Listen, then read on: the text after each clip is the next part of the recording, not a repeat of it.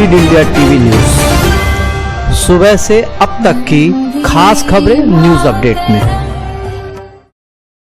महाराष्ट्र राज्य में एम्बुलेंस सेवा की स्थिति हुई बद से बदतर। हाईवे पर मरीज को ले जा रही एम्बुलेंस बीच सड़क पर हुई खराब। नमस्कार दर्शकों, मैं तेजिंदर सिंह महाराष्ट्र तक न्यूज चैनल से आज आपसे मुखातिब हूं। एक और किस्से के साथ हर्ष होता है। हमें यह बताने में हमें गर्व महसूस होता है दर्शकों, आपको यह बताने में कि हमारे मुख्यमंत्री इतने संवेदनशील है कि उन्होंने काफिले के साथ जाते हुए अपने काफिले को रोका और एम्बुलेंस में बैठे लोगों की हर संभव मदद करने की कोशिश की। आज आपको बताऊंगा एक ऐसे किस्से के बारे में जब बीच सड़क एम्बुलेंस मरीज के साथ जाती हुई एम्बुलेंस बीच सड़क रुक गई, खराब हो गई और हमारे मुख्यमंत्री को उसकी मदद के लिए सामने आना पड़ा। मुख्यमंत्री एकनाथ शिंदे ने, जो किसी काम से उसी रास्ते से जा रहे थे, अपना काफिला रोका और मरीज के साथ मरीज को ले जा रही एम्बुलेंस को खराब होकर सड़क पर खड़े देखा। दर्शकों, आगे हम आपको बताते हैं इस विषय पर इमरजेंसी सेवाओं में सुधार के लिए अलग अलग राज्य में और अलग अलग देशों ने क्या किया है। अलग अलग देश की सरकारों ने क्या क्या काम किए हैं। कुछ देशों में, जिनको हम डेवलप्ड कंट्रीज कहते हैं, वहां एम्बुलेंस सर्विस के तौर पर छोटे प्लेन्स का हवाई जहाजों का उपयोग किया जाता है। एम्बुलेंस ट्रैफिक जाम में नहीं फंसे मरीज को जल्दी इलाज मिल पाए, इसके लिए छोटे छोटे हवाई जहाज, जिनको एम्बुलेंस सर्विस की शक्ल में बदला जाता है। इसमें डॉक्टर, नर्स और इमरजेंसी के लिए जरूरी उपकरण रहते हैं और यह छोटा एरोप्लेन हाईवे पर या छोटी हवाई पट्टी पर उतरने में सक्षम होता है। इस तरह की सुविधाएं प्रदान करने के लिए सरकार के पास साधन और बजट का होना जरूरी है। अब हम आपको बताएंगे कि हमारे देश में भी कुछ राज्य सरकारों ने अभूतपूर्व कदम इस विषय पर उठाए हैं। यह महज एक किस्सा नहीं है, यह वाक्य हमारे सबके लिए बहुत महत्वपूर्ण है। हम सबके लिए यह समझना बेहद जरूरी है कि इमरजेंसी में एम्बुलेंस सर्विस के मामले में संवेदनशील होना कितना जरूरी है। मुख्यमंत्री द्वारा अपने जरूरी काम को छोड़कर रुक जाना और इस प्रकार की मदद एम्बुलेंस में बैठे लोगों को देना एक अनुभव है, जिसे हम सबको समझना है कि इसी प्रकार अगर सभी नागरिक स्वास्थ्य सेवाओं में कार्यरत कर्मचारी, एम्बुलेंस सेवा में लगी कंपनियां और इस व्यवसाय से, इस काम से जुड़े सभी लोग अगर संवेदनशील होंगे, तभी हम इस सेवा को सुचारू रूप से जिम्मेदारी से निभा पाएंगे। दिल्ली में सरकार द्वारा इस प्रकार की व्यवस्था की गई है कि इमरजेंसी में एक्सीडेंट होने पर या और किसी प्रकार की आकस्मिक जरूरत के लिए मरीज को किसी भी अस्पताल में, पास के निजी अस्पताल में भी भर्ती कराया जा सकता है, जहां इमरजेंसी में मरीज को मुफ्त इलाज मिले। इसकी व्यवस्था दिल्ली की राज्य सरकार ने की है। राज्य सरकार इस मामले में प्राइवेट अस्पताल को भी उनके द्वारा दी गई सेवा का भुगतान करती है। किस प्रकार से एम्बुलेंस पेशेंट को लेकर जाते हुए बीच सड़क रुक जाती है, खराब होकर बंद हो जाती है। महाराष्ट्र में एम्बुलेंस सेवा बदहाल है। मरीजों को हॉस्पिटल जाने के लिए एम्बुलेंस नहीं मिल रही है। अगर एम्बुलेंस मिल भी रही है तो देरी से मिल रही है। एम्बुलेंस खस्ता हालत में मिल रही है।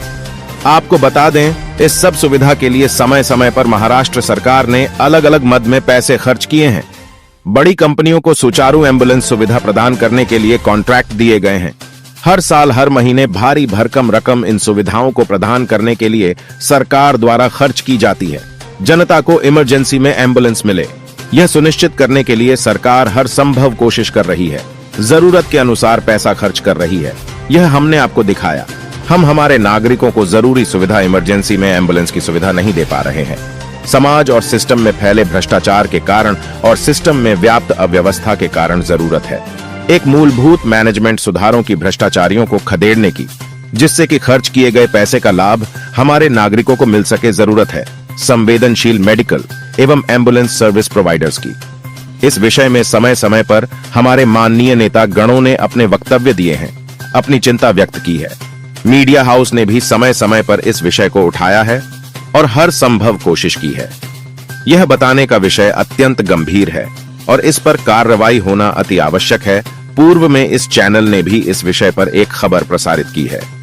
निवेदन है मेरा माननीय नेता गणों से, प्रशासन से, अधिकारियों से कि यह अत्यंत महत्वपूर्ण विषय है।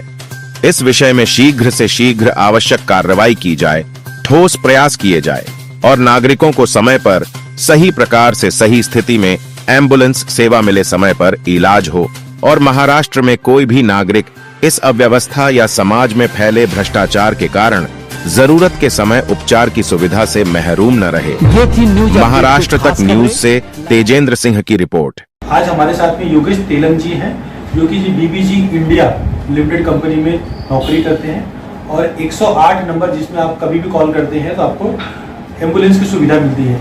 तो ऐसे में इसमें बहुत बड़े भ्रष्टाचार हुए हैं, इनके साथ में भी काफ़ी तकलीफ हुई है। आइए हम उनसे बात करते हैं कि क्या प्रॉब्लम हुआ है। जी सर बताइए। नमस्कार, मैं योगेश तेलंग 9 सालों से मैं 108 एम्बुलेंस में काम करता हूँ। तो मैंने एनआरएचएम को कंप्लेंट किया कि गाड़ी का मेंटेनेंस ये लोग करते नहीं। 30 दिन से गाड़ी खड़ी थी, तो मैंने एनआरएचएम को बताया कि सर 30 दिन से गाड़ी खड़ी है, बीबीजी इंडिया लिमिटेड कंपनी ये गाड़ी का मेंटेनेंस का काम नहीं करते। तो ये कंप्लेंट करने के बावजूद मैं 9 साल से यहाँ पे काम करता हूँ। तो मुझे बीबीजी इंडिया लिमिटेड कंपनी से ऐसा जवाब आया कि आप कंप्लीट किए हो, आप घर पे बैठो। और महाराष्ट्र में पूरा महाराष्ट्र में 937 गाड़ियाँ हैं। 937 गाड़ियों में बहुत कम गाड़ियाँ ये लोग मेंटेनेंस करते हैं। बाकी सब गाड़ियाँ यहाँ पे उनका गोडाउन रहता है, कंपाउंड रहता है, वहाँ पे खड़े करते हैं। तो ये गवर्नमेंट, शासन, प्रशासन, सरकार को झूठ बोल के हर गाड़ी का 2.5 लाख रुपया महीना लेते हैं और बताते हैं कि गाड़ी अच्छे तरीके से चल रही है। वो गाड़ी वहाँ पे खड़ी भी नहीं रहती है, तो भी बोलते कि वो गाड़ी वहाँ पे खड़ी है और बोलते और वहाँ पे कोई चेक करने के लिए जाता नहीं है। और नहीं जाने के बावजूद सरकार या प्रशासन, शासन कोई भी ऐसी ऑडिट करती है तो 2-4 गाड़ी का ऑडिट करके वो 2-4 गाड़ियाँ दिखाते कि गाड़ियाँ ओके। गाड़ियाँ में बहुत सारी सुविधा ऐसे पेशेंट को देने के लिए है, उसका सामान का मेंटेनेंस नहीं करते। और कुछ गाड़ियों में सामान भी नहीं है। कुछ गाड़ियों में ऐसा कि 4,000 अभी बल्कि ड्राइवर दिए तो 2,500 ड्राइवर में लोग काम करवा के लेते हैं और दिखाते 4,000 सरकार को। जैसे कि 6,000 डॉक्टर उनको अवेलेबल करने के लिए बोले तो वो लोग ऐसे दिखाते कि 4,000 डॉक्टर में काम करवाते हैं। डॉक्टर कम है, ज्वाइनिंग नहीं हो सकते। ऐसे काफ़ी जगह पे समस्या है 108 की। ये सरकार तक पहुंचनी चाहिए, उसकी बहुत खोल तक ऐसी उसकी चौकसी करके जो भी दोषी लोग हैं उनके ऊपर कार्रवाई करनी चाहिए। और मैं 9 साल काम करने के बावजूद एक कंप्लीट किया कि ताकि गाड़ी का मेंटेनेंस आप क्यों नहीं करते हो। इसके एक गलती का मुआवजा मुझे आज 8 महीने से भुगतना पड़ रहा है। और ये लोग ना मेरा फ़ोन उठाते, ना रिस्पॉन्स देते, ना कुछ बोलते नहीं है। और बोलते आप कहीं पे भी जाओगे तो आप कुछ नहीं कर सकते हो, ऐसा बोल के मुझे टाल देते। आपको कोई धमकी उमकी दी है ऐसा कुछ? मुझे सर, मैं जब भी 2 बार पुणे में गया तो मुझे रवि देशपांडे साहब वहाँ पे मिले थे, विट्ठल गोडके साहब मिले थे। चेंबूर में मैं दो बार गया था। तो वहाँ पे मुझे जाने के बाद बोले कि आपका काम चल रहा है, आपको काम पे लिया जाएगा, आप थोड़ा धीरज रखिए और 8 दिन हमको दीजिए। तो 8 दिन गए, 15 दिन गए, ऐसे बीतते पूरा साल गया सर, तो भी मुझे अभी तक उनका जवाब नहीं आया। जी, एक सवाल ये कि आपने जब एक कंप्लेन की ऊपर लेवल पे तो उन्होंने क्या आपको नौकरी से निकालने की धमकी दी या नौकरी से कुछ ऐसा प्रॉब्लम हुआ? जैसा कि मैंने कंप्लेंट किया तो मुझे तुरंत पुणे बुलाया गया। पुणे बुलाने के बावजूद मुझे बोले कि आपने कंप्लेंट क्यों किया, आपका हक नहीं बनता है कंप्लेंट करना। तो मैं ये इस महाराष्ट्र का एक नागरिक हूँ, नागरिक के हिसाब से मैंने कंप्लेंट किया। और जैसे कि अभी बहुत सारे महाराष्ट्र की जनता को जो गाड़ी मिलती है तो उसमें से एक मैं महाराष्ट्र का नागरिक हूँ। तो कभी जरूरत पड़ी तो वो मेरे लिए भी यूज हो सकती है, मेरे घर वाले के लिए भी यूज हो सकती है। अगर कोई गाड़ी अगर उधर बंद पड़ी हुई है और उसका मेंटेनेंस नहीं कर रहे, 1 महीने के बावजूद बंद पड़ी, तो गाड़ी जाके ऐसा कि अभी समझो मलाड वेस्ट की गाड़ी खराब है 1 महीने से, तो जो मलाड वेस्ट की जो नागरिक है तो उनको वो सुविधा कैसा मिलेगी? वो भी तो मिलना जरूरी है ना सर। तो ये क्या बोलते हैं कि हम दूसरी गाड़ी अरेंज करेंगे। तो इनकी जो दूसरी गाड़ी अरेंज करते करते इनका आधा से पौन घंटा निकल जाता है। तो उसमें से वो पेशेंट उनकी गाड़ी की राह ने देखते हुए जी। रिक्शा टैक्सी से अपने पेशेंट को लेके हॉस्पिटल तक पहुंचा देता है और उनकी गाड़ी वहाँ पे आती है, सर बोलती है कि आपका पेशेंट कहाँ पे है, तब तक तो वो पेशेंट निकल जाता है, ताकि नज़दीक की गाड़ी खराब होने के बावजूद लंबे से गाड़ी आने में तो देर लगेगी, तो देर नहीं लगना चाहिए, उसके लिए तो ये गाड़ी को क्यों नहीं बनाते, ये गाड़ी को भी जो बनाना जरूरी है ना, मेंटेनेंस टाइम पे होना चाहिए, आपके डॉक्टर ड्राइवर्स जो भी अवेलेबल गवर्नमेंट को आप बताते हो वो भी अवेलेबल होना चाहिए वहाँ पे, तो वो क्यों नहीं रहते। और बहुत सारे लोगों को घर के बगल में घर के बाजू में ड्यूटी दी गई है, तो घर पे रहते ड्यूटी करते, अगर जैसा कॉल आया तो गाड़ी के पास आते, तो गाड़ी के पास आते, फिर ड्राइवर भी गाड़ी के पास आएगा, डॉक्टर भी गाड़ी के पास आएगा। ये तो आपका कहने का मतलब कि अगर ड्राइवर टाइम से नहीं पहुंचेगा तो गाड़ी नहीं पहुंचेगी और उसमें पेशेंट की जान भी जा सकती है।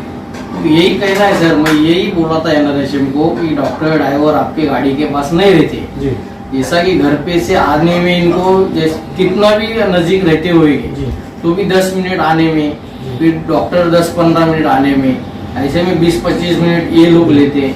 और जो अपन 108 को कॉल करते कंट्रोल रूम में, तो वो भी पूछते आपको गाड़ी कहाँ चाहिए, आपका एड्रेस क्या है, कैसा है, पेशेंट को क्या हुआ है, तो अपन बता दें कि समझो इधर एक्सीडेंट हुआ है, तो एक्सीडेंट होने के बावजूद भी अभी एक्सीडेंट के पेशेंट को कम से कम में गाड़ी, अभी समझो मीरा रोड स्टेशन पे गाड़ी खड़ी है, तो और मैं बगल के मीरा रोड स्टेशन के बाहर ही मेरा एक्सीडेंट हुआ है, तो कितने देर तक गाड़ी पहुंचनी चाहिए, ये सवाल अपन ERC 108 को पूछते, तो ERC जवाब नहीं देती है कि खाली इतना ही बोलती है कि आपको गाड़ी पहुंच जाएगी, तो पहुंच जाएगी उसका टाइमिंग बताओ ना, 10 मिनट 15 मिनट, जैसा कि गवर्नमेंट को आपने क्या बोला कि 20 मिनट में गाड़ी पहुंचती है, तो 20 मिनट में इनकी गाड़ी नहीं पहुंचती है, 20 मिनट में नहीं पहुंचने के बावजूद फिर वो क्या करता है, रिक्शा या टैक्सी का सहारा लेता है। अरे साथ में एक